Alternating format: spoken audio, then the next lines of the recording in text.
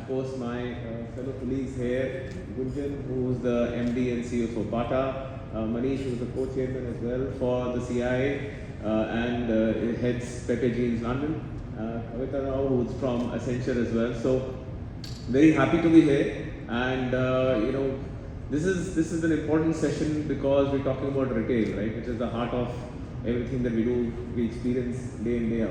I've been given a long speech to read out, but that's not what I am, and I'm not going to speak about that, but I'm going to pick up from the conversations that are happening backstory in terms of how the retail industry is shaping up, how do we look at it, and what does it mean for us, right? I'm an incorrigibly optimistic guy, so I do believe that we've been talking about the India's decade. Here are the 10 reasons I believe in, and what does it mean for retailers is what I'll try to correlate, and if it makes sense for you guys. Okay? So 10 reasons in my mind why India is set for a very, very strong decade, and how would retail benefit from it. One is in terms of our infrastructure. If you look at the way, there's a saying that America, one of the presidents said America is, the roads in America are great because this is America. The other side was America is great because our infrastructure and roads are great. I think India is today, when I look around, and I came 4 a.m. in the morning today from Bangalore, when I was driving across Delhi, beautiful big roads, infrastructure is looking up, right, and that's happening all across India, wherever we are today. From here to Dehradun, which is my in-laws place, I have to say, used to take 8 to 9 hours. Today I've heard, I was with the Chief Minister 2 weeks back, and he's saying the new road is going to take 2.5 hours, which is unimaginable, right? In India, to get from here to, what does it mean for us in retail? You might say that's infrastructure. What am I going to do about it? What it means is, how are we looking at our expansion plans? Are we going to be there in the main cities, or are we looking at expanding ourselves to tier 2, 3? A friend here, we were talking that we're not tier 2, 3 anymore. We are in tier 5, we are in tier 6. And that's where I would urge everybody to start looking at how would our entire system of ecosystem going to develop in terms of where our stores should be there. Should we be looking at fortressing, which is in the main cities, in the same places where the malls are there and standalone, or should we go out to tier 3, 4 and actually 5 and see where we can expand?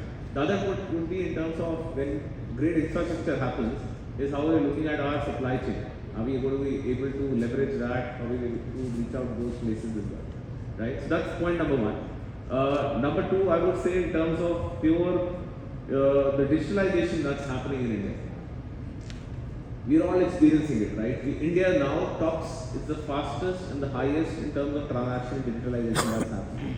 Not just payment mode. China used to be one, India is number one, number two followed by Brazil, and China has become number 3 now. So the highest number of digitalization that's happening in terms of payments that's there, ease of payment that's happening there. And a friend of ours came from US, listed, and they were in Bangalore, and the roadside, you have your Naril Pani there, if somebody from Bangalore would know, and he took out cash. And the guy looked at him and almost frowned. Why are you giving me cash? And I said, we don't have Google Pay, Paytm or anything. And he's like, what's this mode? I said, India has really moved ahead. The guy who's there, who's selling Naril Pani also, the road says, are you giving me payment digitally or not? What does it mean for us in retail? We have to look at all our payment systems. One is, touch, which is there. Do we have all kind of payment partners aligned? Online too, in the stores there. Are we really looking at this digital payment way of easing our business there? We have to have that retail check, whether we have that all facilities of different modes of payment being done or not. Third part, interestingly, the entire e-commerce movement, we were just talking there, that we all keep talking about online business, and COVID kind of pushed a lot of us in retail who were there to go online. It was not a thought through strategy of going to retail, and I'm hearing some amazing numbers that 20% of the business now is more online, e-commerce, somebody's talking 19, 20, and that kind of pushed us. We all know that. And the big dilemma in our minds as retailers in industry is, what should we do? Should we have physical stores? Should we keep investing behind that? Or should we go all online, and what does happen? And I'll share a very interesting experience, which I was sharing inside, is that a friend of ours, their anniversary is here this Saturday. They had to buy a Rado watch. And he's saying online it is 7,000 rupees cheaper. The husband saying, no, we have to go to the store and buy it. because it's an experience. And finally, they went to the store to experience it. So our stores have to be experiential. They have to be very different. They have to be upright. But while we can keep saying that everything is moving online, but reality is people want to experience, go into the store, try things out. They might check it out online and see whether what's the better offer there. But we need to have our stores which look world class, and the seamless operation should be there. The best offers, should be on your own app. If you're not invested in one as retailers, I would say that it's dead dark in the waters. As simple as that. Now I was running till a couple of months back some 1700 plus Domino stores, right? I was selling retail in stores there. And we used to be in 2018 33.8% odd. Say roughly 33% of the business used to be online for delivery. By the time in 4 years, that business moved up on online delivery to 98.7%. But what we ensured to invest behind was our own app. While there were aggregators there, and you could put money behind that as well. But you have to invest behind, as a digital strategy, be very clear in terms of where do you want to invest. And physical stores will be important. That's an experience that you need to provide to the customer. Fourth, in retail, there is increased consumer spending, but it's also moving from urban and I was talking about moving to tier 3, 4 and 5. The best stores, again coming from experience of my last organization, was all about tier 4 and 5. When we opened in East, Northeast, huge money. People want to spend, they want to come to a great store. And people might think, it's online, you can order in, why should I go in there? But people want to be in that store. For them, it's the first store, the branded store that they're experiencing. That's the first brand love that happens there. So it's very important that we really invest, that spending power that's moving in, are we really capturing that at the right point of time? Sixth, very interesting part, and does it make sense for us as retailers, is this entire revolution of EV, electronic vehicle is happening. You might say, that's okay, that's good for delivery guys.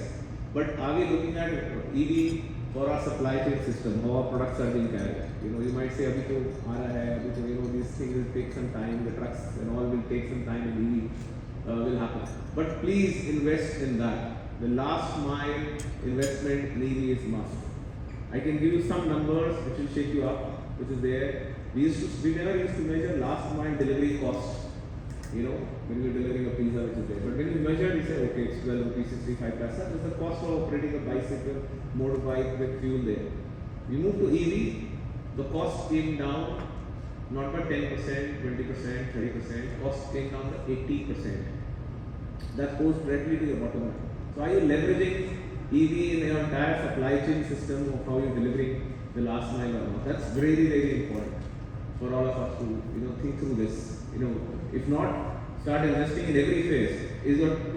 Are your employees coming by bus, or is it an EV bus that they're coming? As simple as that. Even if you don't provide, if some of you providing transportation there as well. Seventh, an interesting one, to new geographies. I would say that you got to think big, start small and scale it up. The growth, and I'm repeating this, the growth that is happening in tier 4 and 5 is exponential. And I was with the Google head last time, we were talking about data. The 3.5 hours data is being consumed by rural customers. It could be in different languages. So are you present and your communication is in different languages or not is very, very important. It's not the same. Is also improving. You talk to anybody who comes there, single window clearance, all that happening. I would say in retail we have a long way to go. Long way to go. We don't have that at this stage. And that's one area that I look forward to working with all of you guys of how we can actually get retail to get that ease of doing business. But overall, in India, the ease of doing business is becoming, more FDIs coming in. We're talking about, people coming investing in India through single window, but not in our retail, and that's unfortunate. And that's one area that even the industry, which contributes so much to the 5 billion, economy that we want to work upon the ease of doing business there. I would call the last one, and then that's where I put, is all about collaboration and co-working and co-work. Now this comes very easy. We have to collaborate. What's nothing new in here? We will not go far away. Collaboration, means do competing brands work together or growing the business. Now that's different. It's like almost saying Coke and Pepsi working together. So almost saying two garment brands working together. So almost saying Pizza Hut and Domino's working together. I'm not saying retail, but that is the way. The world is now about frenemies.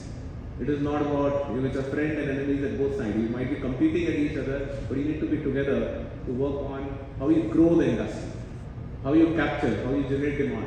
If that's not happening, I think we're not going to move ahead fast. That's all. And if I have to summarize, 3 Ds that come into my mind for retail and as well as for any of our businesses. One is in terms of first D, development. That is, are we looking at expansion? Which area? Of course, you have to decide a physical store, an online store, or Omni, which is wherever you want to go. Second D is data. Right? There's a saying which I like: in God we trust, rest all must bring data. So you might keep saying whatever, but in God we trust, rest all might bring data. Means we look at our data that we have. I was speaking to a gentleman here who was saying that we've got 14 crores of fan base being human. He was sharing with us that he's got an amazing database here. How are you using your database effectively to reaching out to consumer and personalization happening? Data, right? So look at data, look at the consumer, know them well. That's number one. Third D, and that's very evident from what I've been saying, is all about digitalization. Every phase. Digitalization just means we are also online, right? We've got also online, we are there in this channel. Do you have a digital strategy in place? Are you really investing behind that? How many data scientists do you have in your organization? Who are your best deals on that? What's your data strategy? If I have to say digitalization strategy. Those are some questions which are thought-provoking, and I'm looking forward to this session to hear from a lot of you guys and how you feel about it, and hearing from this industry stalwarts here. So I'm very optimistic, but this session has to be more if we are able to shake up and put this question up front and say, hey, we're not growing. What's the reason? What do we need to do? And in terms of ease of doing business, how can this forum, all of us together, help our industry move forward? So looking forward to hearing from all of you here, and very happy to be here as well. And thanking CII for putting this together. Request Gunjan to please come in and share his thoughts on this one. Thank you, everyone. Hi everyone. So thanks Amit for that wonderful address, and thanks to CII for organizing this. I was thinking while Rajni was giving the entire free address, right? And right from demographics to tiers to technology to digitization, data, and to the evolution, I think there were most probably all the points that were touched upon. What I would like to highlight and talk to you on is a couple of things, right? And most probably, I think it's nothing new for most of you all, but I personally feel that these few things are very critical depending on what role you all are doing, what kind of business you are engaged in, etc. Right? Whether it's an entrepreneur, whether you are a managerial executive, a leader somewhere, etc. One is, I think, and it was also there in the preface that is that India is a big opportunity. I have been a big believer of it for many decades now, right? And it is something that is fructifying and coming through as years and decades go by. Right? So it is an enormous opportunity, and there are so many indicators of it. Right? We can all see ourselves, our lives changing, right? And many of you all, I can see, have seen many decades in India and see how India is changing. And I think from a retail perspective also, there is enormous opportunity. The way the aspirations of consumers are going up, the infrastructure and therefore ease of doing business that is changing, the technology backbone that is helping it, which is in a way infrastructure, as well as obviously per capita incomes and therefore consumption power. Now, all of that is translating into huge numbers for all of us, right? So it's a pie or a pizza that is expanding so dramatically, right? That all of us, if we do and set our act right, will have an increasing and a much faster growing share of that entire pizza. So just to give you a few numbers, right? While the economy we know is sitting at somewhere around, let's say, about $3 trillion, right? It will only expand and more than double every 4 or 5 years. Right? And just tells you how large it's going to be. And a large part of this threshold that you started hitting now is going to translate into a much faster consumption growth, right? Because initially a lot of this economic growth was going into creating industrial infrastructure, etc. But now more and more so, you will see this translating into consumption growth. And therefore, for all of us who are in the business of retail, it is going to translate into consumers,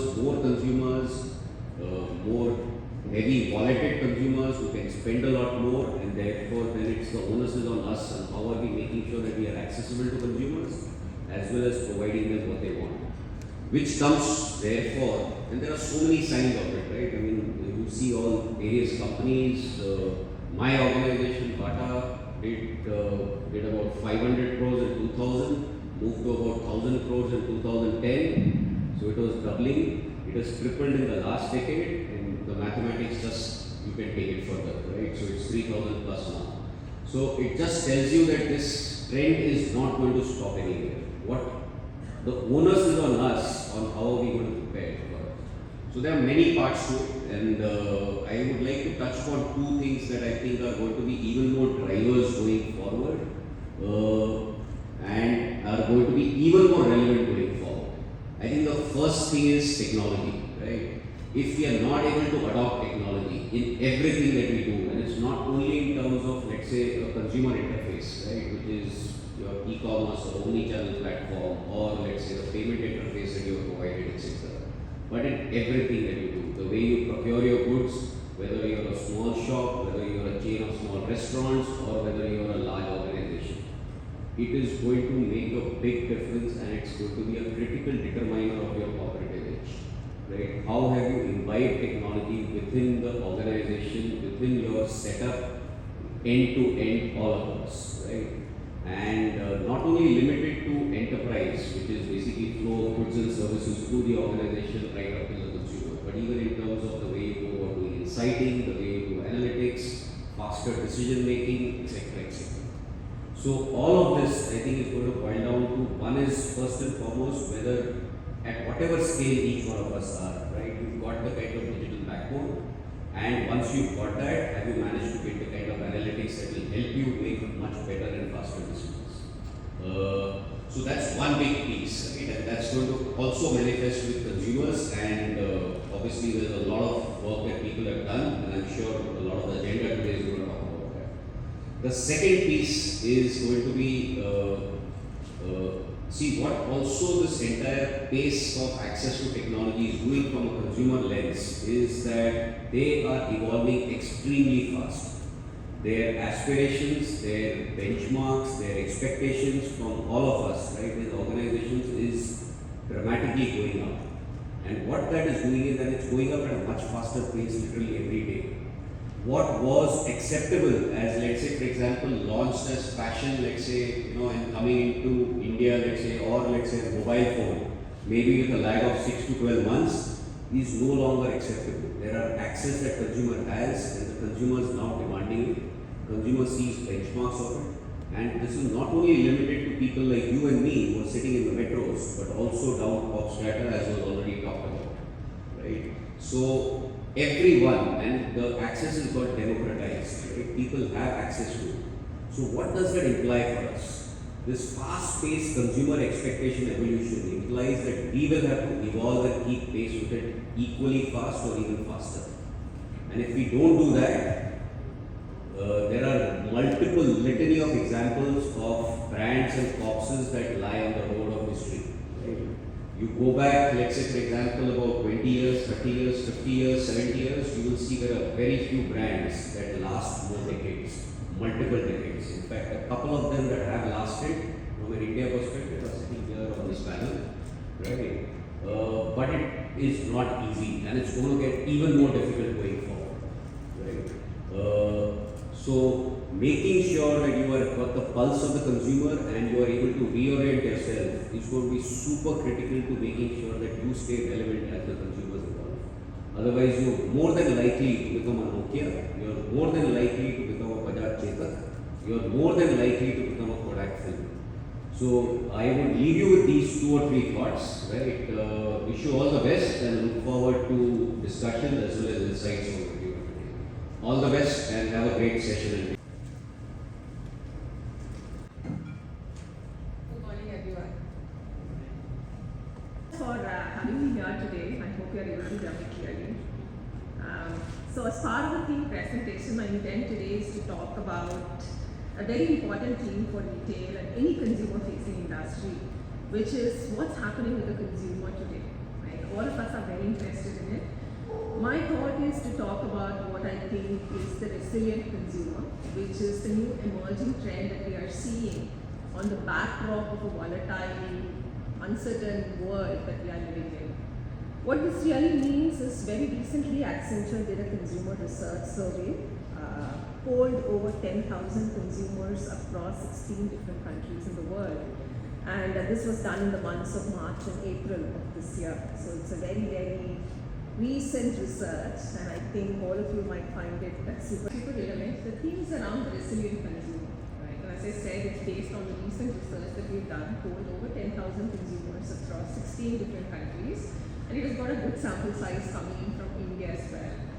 Right? And in general, when we thought about the consumer, we've always thought about the consumer in the context of demographics, maybe consumer behavior in some cases, and we've always placed them in these nice segments and boxes based on the brands, based on categories, based on their purchasing behavior, based on choices that they are making and so on.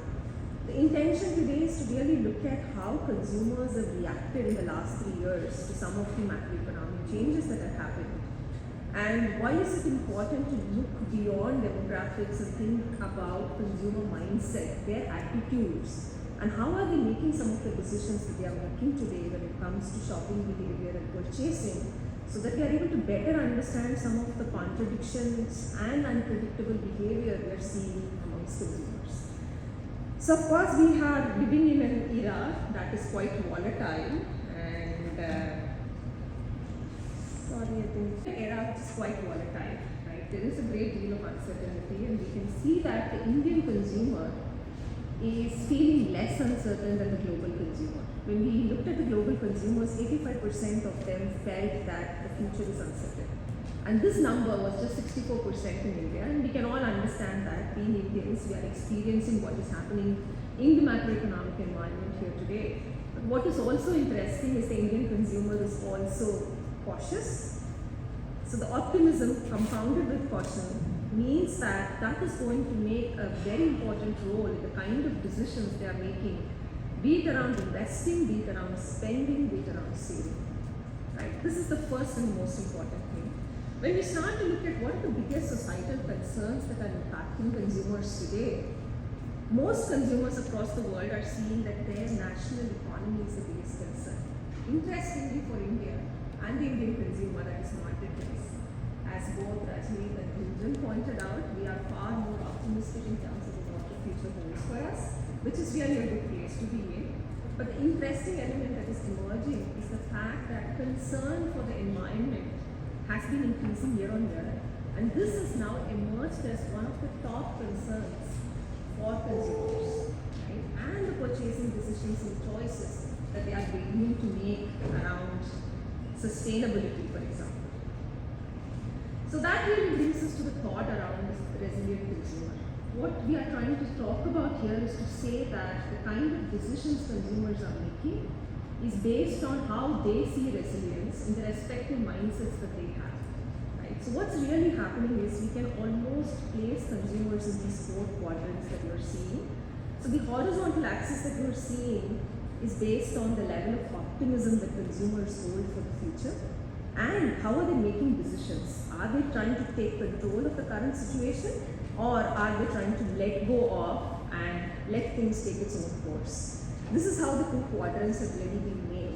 And you can see everybody who's above the horizontal axis that is there are people who are very optimistic. Their disposable incomes have either stayed stable or improved, right? And they expect that in the future, that's exactly how it is going to pan out, right? And they are willing to spend, they are willing to open their wallets, but they are very clear on what they want to spend money on, right? And it is not based on category, it is based on their mindset and disposition about how they see a specific experience. So for example, people are willing to spend a lot of money on travel, right? And in the normal course, you would have put it as a discretionary spend, right? Maybe you can cut down on travel, but people want the experience basis which people are wanting to spend money on travel today, right? And it could go from very basic travel, maybe going to a location that is not expensive, all the way to really going all out in terms of the experience that they see. Maybe they will cut back on something else to be able to, spend that money. What we see at the bottom of the horizontal axis are people who are pessimistic, but their way of showing the resilient behavior is very different. In their case, their incomes maybe have stayed stable or in some cases have declined. Right? So they are actually making decisions around who they want to invest, how they want to spend monies, what is discretionary for them, and what are those areas where they are willing to open their wallets. So this is a very, very interesting place to be in, and this basically leads us to 5 key consumer trends that we are seeing. The first one is, there is clearly, if you look at the future, all consumers across the world have clearly expressed that there is an intent to spend, right? And there is a strong intent to spend, in fact. There is a high degree of focus on health and wellness. This seems to have emerged as one of the most important areas where people are actually willing to spend money. Sustainability has become even more important. It has been increasing year on year, but it has reached a point where it has really become important for consumers. What does loyalty mean in this context for a brand is another interesting perspective. And at a minimum, consumers are expecting consistency and reliability, but they will stay loyal to a brand basis the personalization that the brand or a retailer is able to offer. So I'll spend some time going into each of these areas, not to bother you with a lot of data, but very clearly there were 15 different categories within the retail space that we had looked at, and consumers were stating that 13 of those categories they will continue to either spend the same amount or spend more. At least very clearly, the outlook for the next 6 to 12 months is that people are not going to pull back. The pullback happened towards the later half of 2022. But that is really what we are expecting is going to change. Secondly, in the past we always defined essentials as maybe food and grocery as a category. But interestingly, the perspective has changed. Anything that is a treat is considered an essential, and this could mean very many things for very many consumer segments, right? So what it means is even those consumers who are actually seeing a decline in their disposable income are actually willing to spend some money on self-care for themselves. It could be in the health and wellness category, which is also maybe why we're seeing that as one of the most important categories for consumers. This is a super interesting trend because we can see that on the basis of which people are willing to spend maybe on food, maybe eating out, it could be things like cosmetics, it could be wellness, and those are interesting elements to look at. Secondly, as I said, health is a top priority. People intend, 80% of the people are saying that they're going to spend the same amount or more money on categories linked to health and wellness. Right? So all those consumer-facing businesses that are focused on health and wellness really have a very positive outlook for the next 6 to 12 months for sure. In a very tight economic environment, we would always assume that maybe sustainability is not going to be a top priority for consumers. But clearly, because this has emerged as one of the biggest concerns, we can see that consumers are going to spend money on sustainable products, services, solutions, and so on. What is interesting is the motivation for doing so for 40% of the consumer base is actually saving money, which means that if retailers and brands are going to talk about sustainability and say that a sustainable product is going to be more expensive, then maybe that's not going to work at all. So there is a very interesting dynamic that is building between sustainability and affordability. And that is very clearly stated based on why people want to spend money on sustainable options. And across the 4 mindsets that we spoke of, the behaviors could be very different. Right? At one level, it could be that I really buy what I want. At another level, it could be that people are looking at recycling, reuse, and repair and these kinds of things. Right? So the behavior across the 4 different segments that we spoke about could be different, but all of them are focused on sustainability. I think in the morning when we were chatting before the meeting, there was a question on loyalty. Are consumers loyal at all anymore? What does it really mean? It looks like consumers across the different segments are talking about loyalty only if there is consistency and reliability. But what is very interesting is the aspect of personalization, right? And particularly the Indian consumer, they are saying that they are willing to share personal data if a brand or a retailer or an organization in general, which is consumer facing, is going to offer them the ability to customize a product, a service, or a solution, or even an experience for that matter, which is a very, very interesting space to be in, because the Indian consumer is seeking personalization and something that is very, very customized to their specific need. And finally, I think this is very important. Again, we had a lot of conversation on the role of the retail store. In the last 3 years, online shopping has boomed. We were talking about how 2019 online share of revenues used to be 9-10%, and for a lot of retailers, it is today upwards of 20, maybe in some cases even 30%. Right? Particularly when you look at the omni-channel retail categories. But what is interesting is that for 1/4 of the consumers, or 25%, you can see that they are shopping less in the store. For another 25%, it has stayed the same. But in India is one market where 50% of the consumer base is actually making more visits to the retail store. This is 30% in the context of the global average. Right? And this is a very, very interesting picture. The reason for people to go back to the store is related to experience, right? And in fact, very, very simple in terms of saying they want to step out of the house and do something outside. Right? And that is maybe coming at the backdrop of the pandemic. But what is very relevant for retailers is the fact that when consumers go to the store, there are many more opportunities to upsell and cross-sell, and all the data points to the fact that almost 60% of the consumers who are shopping at a store go beyond their intended purchase, whereas this number is far lesser when we look at an online shopper. So there is clearly value if the customer or the consumer is going to the store and shopping in the store, because you have many more chances to influence. So this is a bit of a snapshot. So obviously the big question is, what should we do in this context? Earlier this year, we had spoken to retail execs across the world, and what was interesting is 95% of the retail execs said the consumers are changing faster than their ability to change their own businesses. This is a unique case to be in. A decade ago, this was not the situation. Right? Consumers' behavior was not changing as fast as it is happening today. And how do businesses keep pace with this? How do all of us make sure that we are really able to capture the consumer? So 3 thoughts there. One is to say that really look at the consumer from a different angle, go beyond the demographic and other parameters that we really use for segmentation. Look at consumers in the context of the full lives, the complexity of the lives that they lead, and the kind of decisions that they are making, some of which could seem very contradictory. The second is then organizations really need to look at how can they redefine their offers, go beyond the core, look at adjacencies, look at partnerships, look at collaborations. Is there something beyond what you do today that you could explore, which could actually give you an opportunity for growth? And that could really create a new revenue stream. Right? Both of these are great things to do, but the biggest change that one needs is within the organization. The change in mindset. Because the consumer is evolved, how do we change our organization's mindset, function by function, person by person, employee by employee, to start taking this new mindset of how we approach the consumer?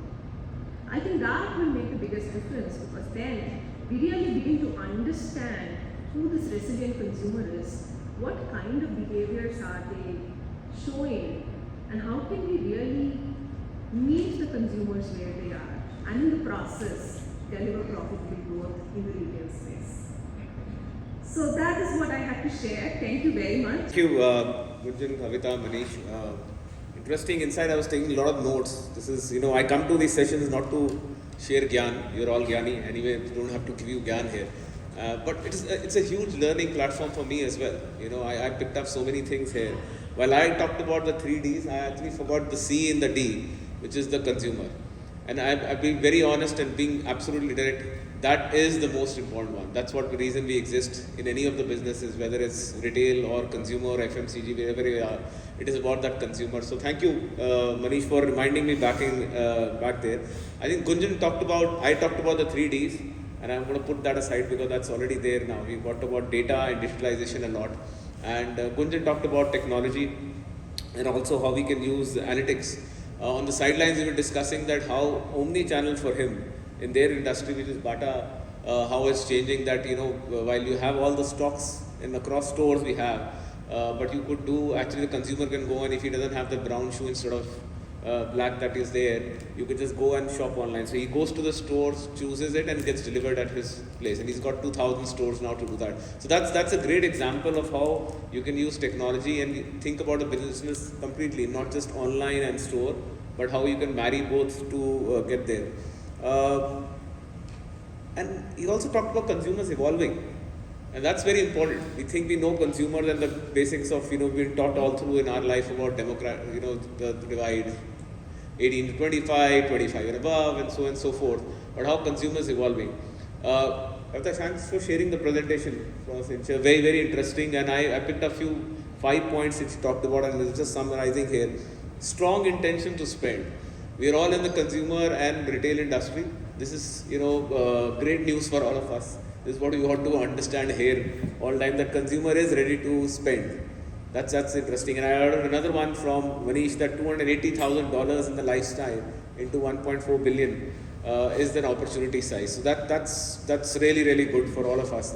And then up to us how we do that. And focus on health and wellness. That's interesting.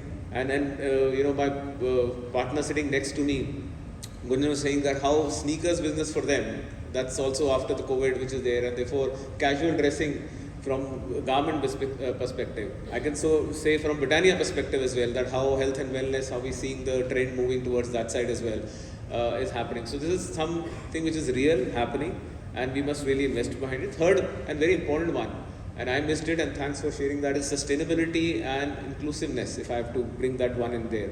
We consumers want to know where your product is coming from. Are you really investing behind sustainability in the packaging, how it is? And decisions are being made there, especially the Gen Z that we talk about. We think they're not loyal, but I'm hearing so much about sustainability being there. We talked about loyalty, that how, when we were talking, consumers are loyal or not loyal. They are loyal. They love the brands. It is something that they get up to. They want to be there. That's great news for us to invest behind our brands back again there. And of course, shopping for pleasure being there. So how do you create those kind of movements in our stores and the places that is where I picked up that thing, it's for me, that my treat of shopping. So shopping is now becoming a treat that I need to get away. And how do I do that? Are we there to get that going or not? Manish, of course, shared about the data, digitalization, and of course consumer. And the future is now. Is what I picked up from him at this stage. So I feel even more optimistic when I'm hearing from my co-panelists here in terms of how the future is looking. This exercise is not about being optimism and proud about, but there are things that we need to really do, which is invest. When we talk about digitalization, what does that data matter? And he kind of put it, there's going to be reams of data and we can get lost to it. But are we getting insights from the data? And are those actionable insights? This is something I'm carrying back. You can have all kind of data and people can impress you with, but are we getting insights from the data, and are they actionable insights? Is something that I carry back. So lovely connecting, and thank you for sharing those thoughts, and looking forward to the more sessions that are coming through. Thank you.